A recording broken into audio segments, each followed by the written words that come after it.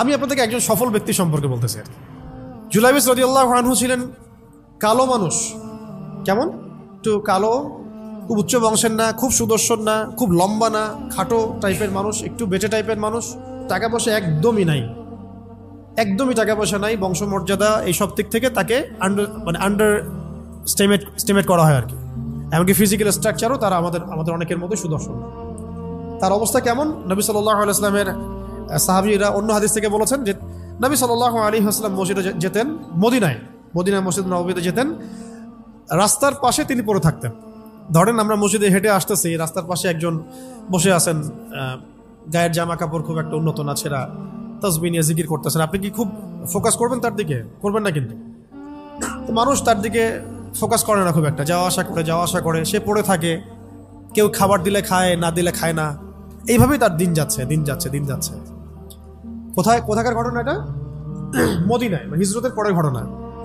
সাহাবীর নাম জুলাইবিস রাদিয়াল্লাহু আনহু। খুব উচ্চ বংশের না, অর্থবিত্ত নাই। বারবার বলছি, আমি রিপিট করতেছি কেন? বিকজ এটা আপনাদের সাথে অনেক অনেক মানে সাইকোলজিক্যালি মিলবে বিষয়টা অনেকের সাথে, এবং এটা আমাদের খুব ভালো করে জানাও দরকার আছে। তো একদিন নবী সাল্লাল্লাহু আলাইহি ওয়াসাল্লাম তাকে বললেন যাওয়ার সময়, হে জুলাইবিস তুমি কি বিয়ে করবা? খুব মজার আলোচনা না এটা আমাদের কাছে, অনেকের কাছেই। হে জুলাইবিস তুমি কি বিয়ে করবা না? প্রশ্নটা এরকম ছিল, হে জুলাইবিস তুমি কি বিয়ে করবা না? তুমি তো আকাশ থেকে পড়লেন, ইয়া রাসূলুল্লাহ আমাকে কে বিয়ে করবে? আমার না আছে চেহারা সুরত, না আছে আমার বংশমর্যাদা, না অর্থবিত্ত, আমি কিভাবে বিয়ে করবো? কে মেয়ে দিবে আমাকে? কে আমাকে মেয়ে দিবে? তো ওদিন নবী সাল্লাল্লাহু আলাইহি ওয়াসাল্লাম চলে গেলেন, কিছু বললেন না। পরের দিন আবার বললেন, ইয়া জুলাইবিস আলা তাতাযাওয়াজ তুমি কি বিয়ে করবা না? একই উত্তর, ইয়া রাসূলুল্লাহ আপনি গতকালকে এক কথা বললেন, আবার বলতেছেন বিয়ে করবেন, আমাকে কে বিয়ে করবে? তৃতীয় দিন নবী সাল্লাল্লাহু আলাইহি ওয়াসাল্লাম আবার বললেন, আলা তাতাযাওয়াজ ইয়া জুলাইবিস তুমি কি বিয়ে করবা না হে জুলাইবিস? তিনি এবার বলছেন, আপনি কি আমার সাথে রসিকতা করতেছেন? আমাকে কে বিয়ে করবে? তো নবী সাল্লাল্লাহু আলাইহি ওয়াসাল্লাম বললেন যে অমুক আনসারী সাহাবীর বাসায় যাও। অমুক আনসারী সাহাবীর বাসায়, আনসারী সাহাবী কারা? যারা মুহাজির সাহাবীদেরকে আশ্রয় দিয়েছেন। অমুক আনসারী সাহাবীর বাসায় যাও, সেখানে একজন বিবাহযোগ্য নারী আছে, মেয়ে আছে, তাকে গিয়ে বলো যে আমি রাসূল সাল্লাল্লাহু আলাইহি ওয়াসাল্লামের পক্ষ থেকে আমার বিয়ের প্রস্তাব নিয়ে আসছি। তিনি গেলেন, যাওয়ার পরে বললেন যে আমাকে প্রস্তাব সহ পাঠানো হয়েছে। মেয়ের বাবা আর মায়ের রিয়াকশন ছিল অনেকটা সাধারণত যা হয় তেমন আর কি। তুমি বিয়ের প্রস্তাব নিয়ে আসছো, তুমি কি খাওয়াবা মেয়েকে? কোথায় রাখবা? তোমার তো নিজের কোনো থাকার জায়গা নাই। প্রশ্ন কিন্তু যৌক্তিকই। আমি মেয়ের তো বাবা, আমিও তো এই প্রশ্নই করবো নাকি? প্রশ্ন করবেন না? আপনার মেয়ে থাকলে এভাবে প্রশ্ন করবেন তো আপনি। তো তারাও সেই প্রশ্ন করলেন, এমনকি এক পর্যায়ে রিফিউজ করে দেওয়া হলো, না এটা পসিবল হবে। এই কথাগুলো, কনভারসেশনগুলো ভিতর থেকে শুনছিলেন সেই মেয়ে নিজেই, আনসারী সাহাবী, মদিনার আনসারী মেয়ে। মদিনার আনসারী মেয়েরা কিন্তু অনেক সুদর্শন তৎকালীন সময়ের কাছে, উচ্চ বংশের, সুদর্শন, খুবই এলেমওয়ালা হতেন তারা, হিপস ক্ষমতা খুব থাকতো, খুবই জজবাওয়ালা, মানে জিহাদের মাঠে একদম যুদ্ধ করেছেন তারা একদম। নবী সাল্লাল্লাহু আলাইহি ওয়াসাল্লামের আশেপাশে ছিলেন। উহুদের সময় একজন আনসারী সাহাবী ছিলেন, মহিলা সাহাবী, উম্মে আমারা তীর ছুঁড়েছেন নবী সাল্লাল্লাহু আলাইহি ওয়াসাল্লামের পাশে। তো ওনারা কিন্তু খুবই গায়রতওয়ালা মানুষ। তিনি বলছেন, হে আমার বাবা মা, এই প্রস্তাব কে পাঠিয়েছে? নবী সাল্লাল্লাহু আলাইহি ওয়াসাল্লাম। যে প্রস্তাব রাসূল পাঠিয়েছেন সেটাকে কিভাবে তোমরা ডিনাই করো? আমি জুলাইবিসকে বিয়ে করবো ইনশাআল্লাহ। কে বলছেন এটা? আপনি পুরো সিস্টেম খুঁজে এরকম একটা আনসারী সাহাবীর মতো মেয়ে আমাকে দিতে পারবেন? ইল্লা মাশাআল্লাহ, হইতে পারে ইল্লা মাশাআল্লাহ। তো ওই মেয়ে নারী সাহাবী, তিনি রাজি হলেন। এবার শোনেন, এবার বিয়েও হলো, মাশাআল্লাহ, বাসর হলো, এবং সকালবেলা আওয়াজ হচ্ছে, মদিনার চারপাশে এলান হচ্ছে যে হে মুসলিমরা সবাই বের হও, ইহুদিদের সাথে যুদ্ধে আমাদেরকে খায়বারে যেতে হবে। ইহুদিদের সাথে যুদ্ধে আমাদেরকে খায়বার আক্রমণ করতে হবে। নবী সাল্লাল্লাহু আলাইহি ওয়াসাল্লাম তোমাদেরকে আদেশ করেছেন। এটা কিন্তু হুদাইবিয়া সন্ধির পরের ঘটনা। আর ইহুদিদের সাথে আমাদের বেশ কয়েকটা যুদ্ধ হয়েছে, বনু কুরাইজার সাথে, বনু কাইনুকার সাথে, বনু নাজিরের সাথে, এবং ফাইনালি খায়বারে এদের সাথে। তো জুলাইবিস রাদিয়াল্লাহু আনহু বের হয়ে গেলেন যুদ্ধের জন্য, এবং খায়বারে যুদ্ধ হলো, খায়বার অবরোধ করা হলো, এবং খায়বার যুদ্ধের বিশাল হিস্ট্রি আছে, আপনারা পড়ে নিয়েন, লম্বা কথা। খায়বার দুর্গ জয় হয়, এবং এই দুর্গ পুরো জয় করতে, সবগুলো দুর্গ জয় করতে মোট 12 থেকে 16 জন মুসলিম সাহাবী শহীদ হন। 12 থেকে 16 জন বা 18 জনের মতো আর কি, এই ফিগার এইটুকুর মতো, 12 থেকে 16 বা 18, এতটুকু এত কম সংখ্যক সাহাবী শহীদ হয়েছেন খায়বার যুদ্ধ জয়ে। আর ইহুদিদের তো বহু ইহুদি মারা গেছে। এবং খায়বার বিজয়ের পরে মুসলিমদের আর্থসামাজিক যে অবস্থান, মানে টাকা পয়সা, ল্যান্ড, গনিমতের মাল প্রচুর বেড়ে গেছে। এখন নবী করিম সাল্লাল্লাহু আলাইহি ওয়াসাল্লাম শহীদদের লাশ তালাশ করছেন, কোথায় কোথায় শহীদরা আছে, তাদের মানে কবরস্থ করার প্রসেসিং হবে। উহুদ যুদ্ধেও তো হয়েছে না, ওই রকমই প্রত্যেকটা যুদ্ধেই তো এটা হতো। তো লাশগুলো তালাশ করতে করতে করতে করতে করতে একটা কর্নারে গিয়ে তিনি দেখলেন সেখানে জুলাইবিস রাদিয়াল্লাহু আনহুর লাশ পড়ে আছে। কার? জুলাইবিস রাদিয়াল্লাহু আনহুর লাশ পড়ে আছে, যার ব্যাপারে আমি গল্পটা বলছি আর কি। এবং তার গায়ে অসংখ্য তরবারের দাগ, ক্ষতবিক্ষত অবস্থা, এবং তার আশেপাশে মোট 1 2 3 4 5 6 7 8 9 জন ইহুদির লাশ পড়ে আছে। ছোট সাহাবী, বলেছি আকৃতিতে ছোট, খুব উঁচু বংশের না, অর্থ সম্পদ কম, দেখতে সুন্দর না। গতকাল বিয়ে করেছেন, কেউ তাকে বিয়ে দিতে যাচ্ছিল না। তার এক পাশে কয়জন ইহুদির লাশ? তার পাশে মোট 9 জন ইহুদির লাশ পড়ে আছে, মাঝখানে তার লাশ ক্ষতবিক্ষত অবস্থায়। এই অংশটুকু আপনারা পড়ে নিয়েন, পড়লে আরো ভালো ফিল করবেন, একা একা পড়লে আরো ভালো ফিল করবেন। নবী সাল্লাল্লাহু আলাইহি ওয়াসাল্লাম নিজে তার কাছে গেলেন। হাদিসের মধ্যে আসছে, সিরাতের কিতাবের মধ্যে আসছে, নবী সাল্লাল্লাহু আলাইহি ওয়াসাল্লাম নিজে তার কাছে গেলেন। যাওয়ার পরে তার যে মাথা, সেই মাথার পাশে নবী সাল্লাল্লাহু আলাইহি ওয়াসাল্লাম বসলেন। বসার পরে নিজের হাতে জুলাইবিস রাদিয়াল্লাহু আনহুর চেহারা থেকে এরকম করে ধুলাবালিগুলো সরানো নবী সাল্লাল্লাহু আলাইহি ওয়াসাল্লাম। তার গা থেকে রক্তগুলো আমাদের নবী সাল্লাল্লাহু আলাইহি ওয়াসাল্লাম মুছলেন, আদর করলেন, চুলগুলো ঝাড়লেন। দৃশ্যটা চিন্তা করেন, তার চুলগুলো তিনি ঝাড়তেছেন, চেহারা থেকে রক্তগুলো মুছতেছেন। কে? নবী সাল্লাল্লাহু আলাইহি ওয়াসাল্লাম। তার চেহারা ধুলাবালিগুলো মুছতেছেন।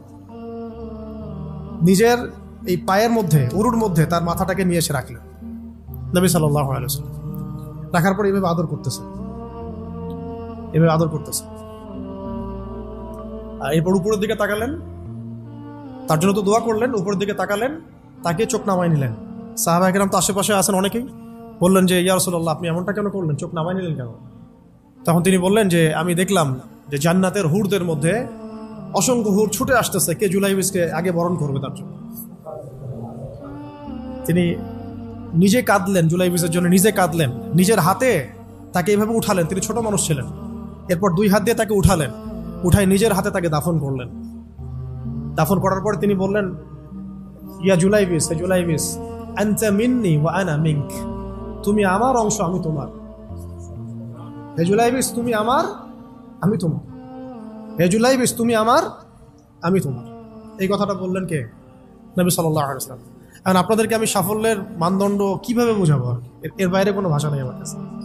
সাফল্য বলতে কি বুঝান? এই সিস্টেম সাফল্য বলতে কি বোঝায়? এই ওয়ার্ল্ড অর্ডারটা সাফল্য বলতে কি বোঝায়? এই বস্তুবাদী জগৎটা আমাদেরকে সাফল্য বলতে আসলে কি বোঝায়? সাফল্য বলতে বোঝাচ্ছে ঈমান। সাফল্য হলো ঈমান, বিশুদ্ধ আকীদা, বিশুদ্ধ আমল, আল্লাহর আনুগত্য, রাসূলের আনুগত্য, দুনিয়ার জীবনে মুসাফিরের মতো থাকা, যতটুকু প্রয়োজন ততটুকু সন্তুষ্ট থাকা, একজন নেককার স্ত্রী, সুসন্তান সন্ততি, আদর্শ একটা পরিবার, হালাল একটা রিজিক, বাস। ইসলামের জন্য দাওয়াত, তাবলীগ, মেহনত, দিন প্রতিষ্ঠার চেষ্টা, প্রয়োজনীয় জিহাদ, প্রয়োজনীয় শাহাদাত। আর কি আছে সাফল্য বলতে? এরকম সাহাবী একজন নয়, কিন্তু এক একজন সাহাবী সম্পর্কে এক একটা করে কথা বলা যাবে। হানজালা রাদিয়াল্লাহু আনহুর নাম শুনছেন? হানজালা রাদিয়াল্লাহু আনহু, তিনিও বিয়ে করেছেন একদিন। তার পরের দিন সকালে উহুদের যুদ্ধে গিয়েছেন। 70টা আঘাত সহ্য করেছেন, বলা হচ্ছে কিতাবের মতো 70-80টা আঘাত তার দেহে ছিল। শহীদ হয়েছেন। উহুদ যুদ্ধে যখন সাহাবীদেরকে দাফন করা হচ্ছে, তখন তিনি নবী সাল্লাল্লাহু আলাইহি ওয়াসাল্লাম দেখলেন হানজালা রাদিয়াল্লাহু আনহুর লাশটা ভেসে আছে, বাতাসে ভেসে আছে, এবং লাশটাকে পানি ঝরতেছে। সাহাবীরা জিজ্ঞাসা করলেন, ইয়া রাসূলুল্লাহ, এটা কেমন, এটা কিভাবে হচ্ছে? তখন নবীজি বললেন যে হানজালা গত রাতে বিয়ে করেছে, গোসল করার সময় পায় নাই, সে সকালবেলা চলে আসে যুদ্ধের মাঠে। ফেরেশতারা তাকে গোসল দিচ্ছে, এটার পানি পড়ছে, আমরা দেখতে পাচ্ছি। সাফল্যের সংজ্ঞা আসলে কি? তো আল্লাহ পাক আমাদেরকে আসলে দুনিয়ার হাকিকত বোঝার তৌফিক দান করেন।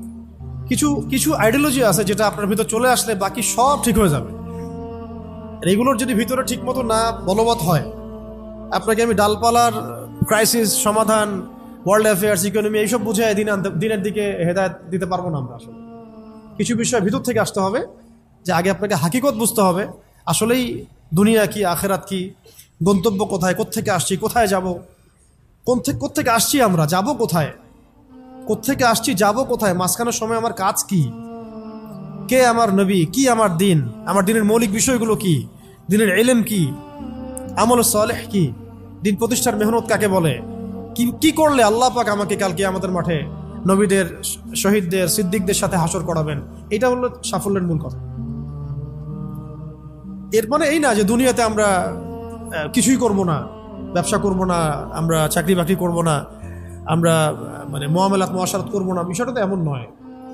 কিন্তু কথা হচ্ছে আমাদের মূল উদ্দেশ্যটা কি হবে। স্ত্রী সন্তান তো আমাদেরও আছে, কেন আপনি তাদের ভরণ পোষণ দিবেন, কেন তাদেরকে আপনি বড় করবেন সুন্দর করে? বিকজ তারা আপনার জন্য রিজিকের অংশ, তারা আপনার সদকা জারিয়া, তাদের উপর আপনার হক আছে, আমার উপর তাদের হক আছে। যার যার হক আমি কেন আদায় করবো? আল্লাহর সন্তুষ্টির জন্য। আল্লাহর সন্তুষ্টি অর্জনের জন্য সব কাজ করা, রাসূলের তরিকায় সব কাজ করা এবং হালাল খেয়ে কাজ করা, এগুলো আমাদের সবাইকে যত দ্রুত সম্ভব এগুলো ঠিক করে ফেলতে হবে। অলরেডি আমরা 15 বছর নষ্ট করে ফেলছি। এখন থেকে যদি স্টার্ট করে আপনি আরো 10 বছর পড়াশোনা করেন এবং দিনের জন্য কাজ করতে থাকেন, 10 বছর পরে আপনি নিজেই ফিল করবেন যে যদি কাশ আমি আরো 10 বছর আগে থেকে শুরু করতাম। প্রত্যেক সেই ব্যক্তি যে স্টার্ট করেছে, হেদায়েত পেয়েছে, সে ফিল করেছে যে কাশ এই কাজটা আমি আরো 10 বছর আগে করতাম। কারণ কিয়ামতের মাঠে কেউ যদি 70 জন নবীর সমানও নেকি নিয়ে উঠে, সেও মনে করবে ওই দিন আমার কোনো নেকিই নাই, আমি কিছুই করি নাই। দিনটি এতটাই ভয়াবহ হবে, ওটা নিয়ে আমরা ইনশাল্লাহ পরে একদিন কথা বলব। এখন আজকে লাস্ট অংশে যে আজকের জন্য যতটুকু ওটা বলছি, যে আল্লাহ রাব্বুল আলামিন আমাদেরকে মানে একেবারে তো 1000 বছর হায়াত দিয়ে পাঠান নাই দুনিয়াতে। এই কারণে এই উম্মতের উপরে আল্লাহ রাব্বুল আলামিনের অনেক বড় রহমত আছে, দয়া আছে। কিছু কিছু অকেশন আল্লাহ পাক দিয়ে আমরা খুব সহজেই বেশি নেকি হাসিল করতে পারি। তার মধ্যে যেমন রমজান মাস, লাইলাতুল কদর ইত্যাদি। ঠিক এরকমই রমাদান মাসের পরে সবচেয়ে মর্যাদাপূর্ণ যে মাসটা আল্লাহ রাব্বুল আলামিন আমাদেরকে দিয়েছেন সেটা হলো এই মুহররম। এই মুহররম যেটা আমরা এখন অতিবাহিত করছি, এই মাসটাকে আল্লাহ পাক বলেছেন যে এটা হচ্ছে আল্লাহর মাস। এটা কার মাস?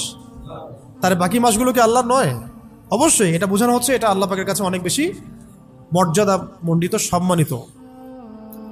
রক্তিম আকাশ থাকে দেখবেন এই মাসের মধ্যে, রক্তিম আকাশ থাকে, গধূলিটা অনেক রক্তিম হয়। তো এগুলোর আধ্যাত্মিক ইন্টারপ্রিটেশন আমি যাচ্ছি না, কারণ আমাদের এই ওয়ার্ল্ড আধ্যাত্মিক বিষয় অতটা বুঝে না। এখন মূল কথাটা হচ্ছে এই মাসটা আল্লাহর মাস। নবী সাল্লাল্লাহু আলাইহি ওয়াসাল্লাম বলছেন এই মাসে একটা দিন আছে। প্রত্যেকটা হাদিস এবং আয়াতগুলো এখানে কোট করা আছে, পরে কেউ চাইলে আমার কাছে আমি পিডিএফ দিতে পারবো। সময় শর্ট, আমি একটু শর্ট করে বলছি। এই মাসে একটা দিন আছে, এই মাসে একটা দিন আছে যেই দিনে আল্লাহ রাব্বুল আলামিন একটা পুরা জনগোষ্ঠীর তওবা কবুল করেছেন, এবং আগামীতেও বহু জনগোষ্ঠীর তওবা আল্লাহ পাক কবুল করবেন। এই মাসে একটা দিন আছে। এবং একজন সাহাবী জিজ্ঞাসা করছেন, ইয়া রাসূলুল্লাহ, রমাদান মাসের পরে আমি কোন মাসে বেশি রোজা রাখবো?